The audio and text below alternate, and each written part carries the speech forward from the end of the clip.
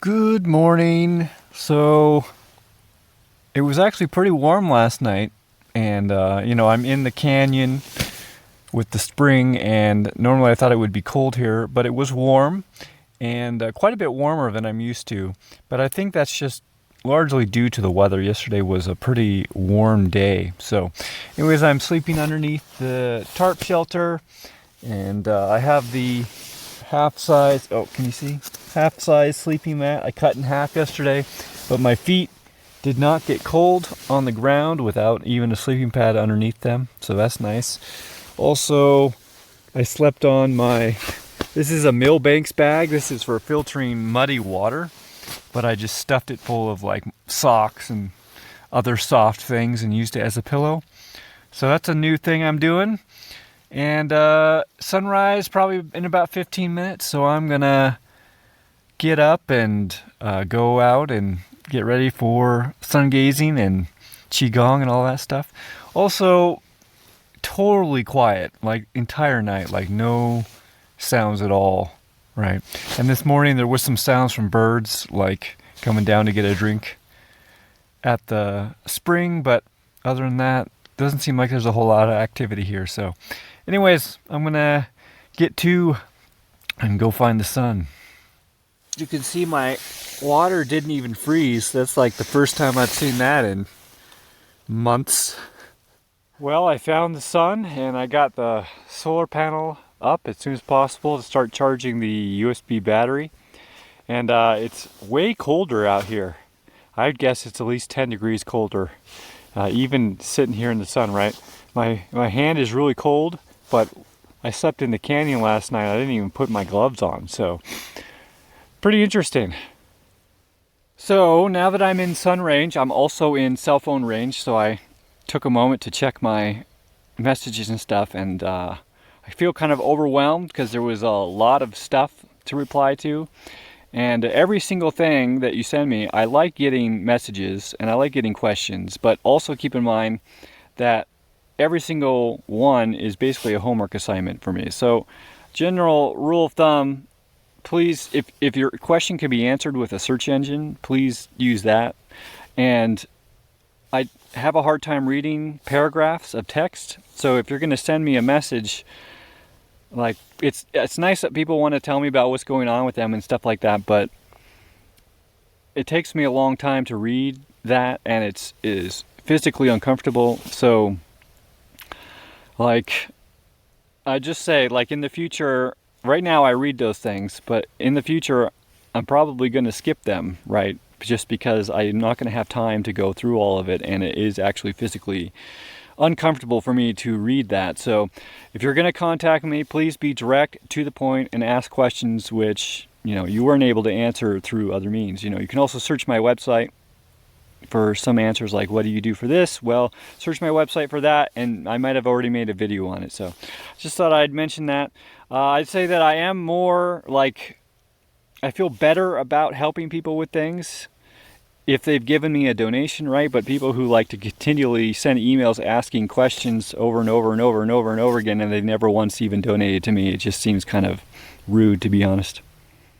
So I thought I'd mention that when I use my phone like this, I like to sit like this. So I'm sitting down, basically on my feet. My butt's not even touching the ground, and I'm just squatting. So this is kind of a natural way to sit, and I find that it really aligns my back a lot, which is something that's important for me.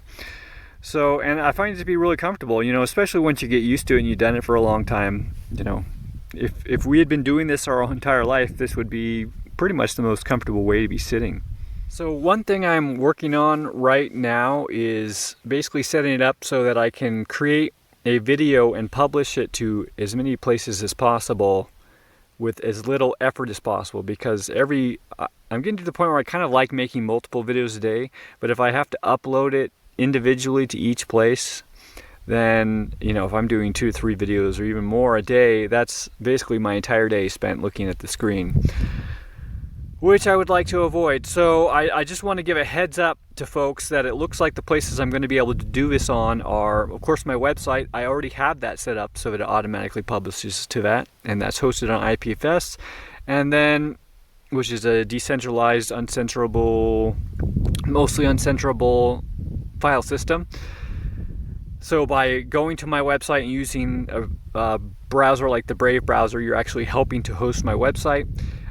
So that's already set up that way. And then the Odyssey, so library, I've already figured out how to put in all the commands to basically publish to Odyssey automatically when it does my website without me having to do any extra steps at all. It'll just take all the variables that I've entered, like the title name and the description and the file, and it will send it to the library as well. And then I want to do that with Hive.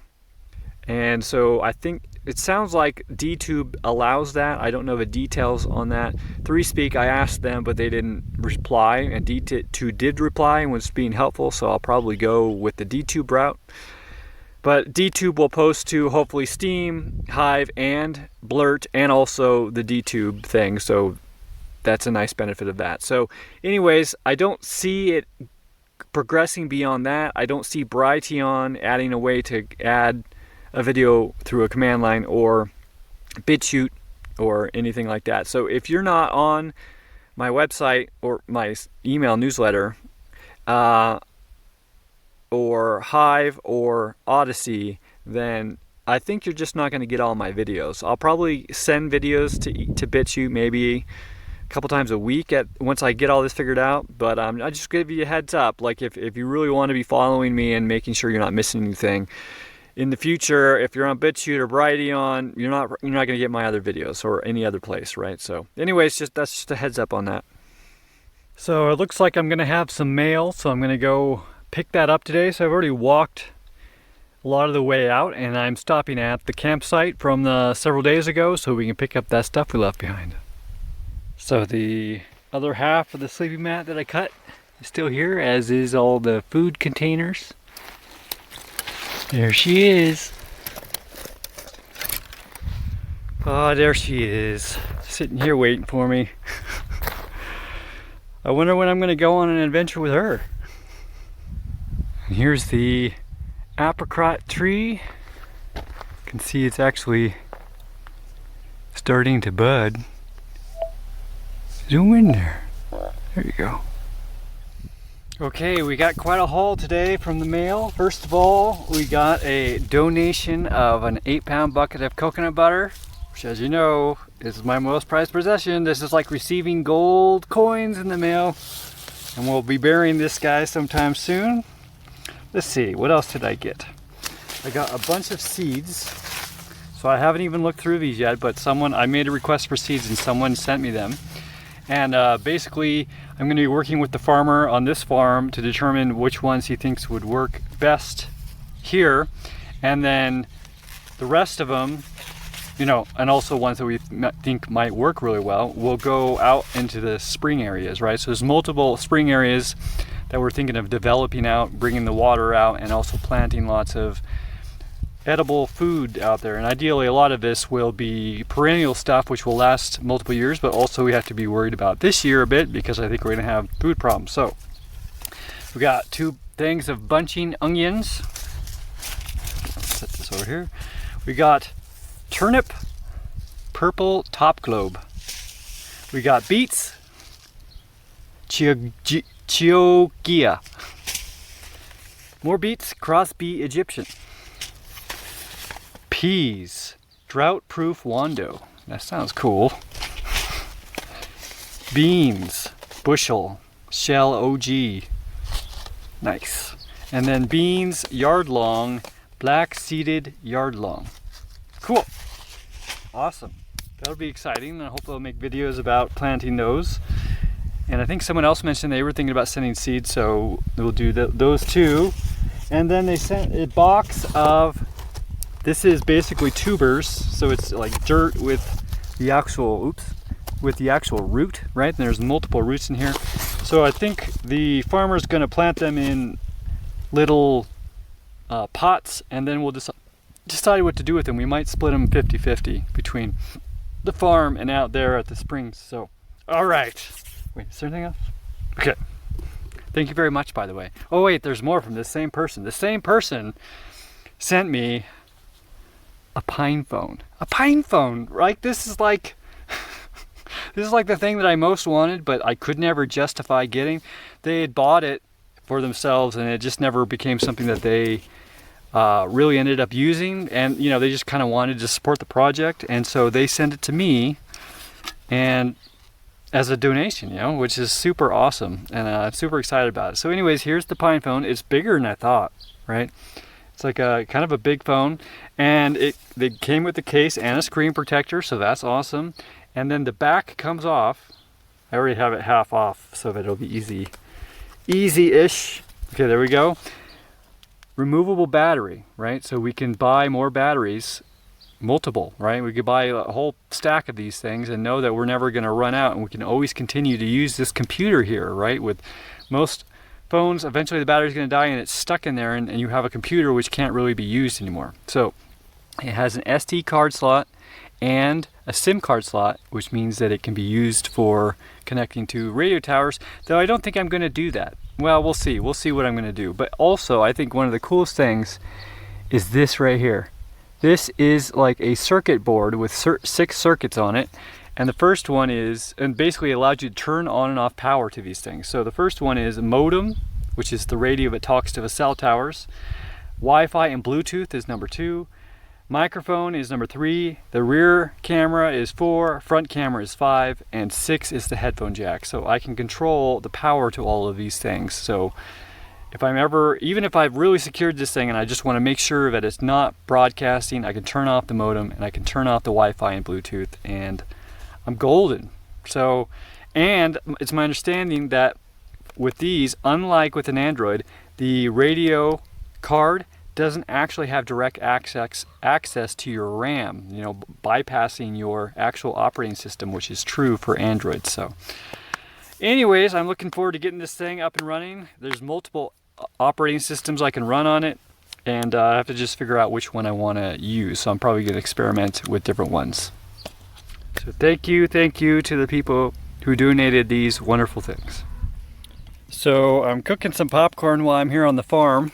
I got coconut oil down there, and basically I'm cooking it here because I wouldn't want to cook it out there, because exploding salty carbohydrates filled with fat into the air is sure to get animals' nose buds, what do they call those, scent receptors, all excited. They sure get my scent receptors all excited.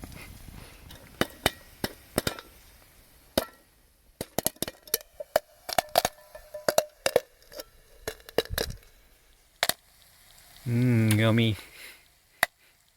Alright, so it's getting close to sunset, and I probably spent too much time stuffing myself with popcorn, because now I need to get all the way to the spring, because I left my sleeping bag and my shelter there, so that's basically my only option. So I have to make it, so here we go. Alright, back at camp, everything's still here, and let's see what I brought with me this time. I brought an 8-pound bucket of coconut butter. So now there are 16 pounds of coconut butter, minus a few spoonfuls that I had yesterday out here. And so basically what I think is, every time I go in, since I have several more buckets still at the farm, I'll probably bring another one back, and then I can use the farthest I've gone as like the distribution point for farther, right? And then I can build farther distribution points from there and continue. So anyways, it might not just be a linear thing, it might be a branching webbing type thing. So anyways, thank you to the person who donated that bucket. Thank you to the person who donated those seeds and the roots and the phone. So thank you very much.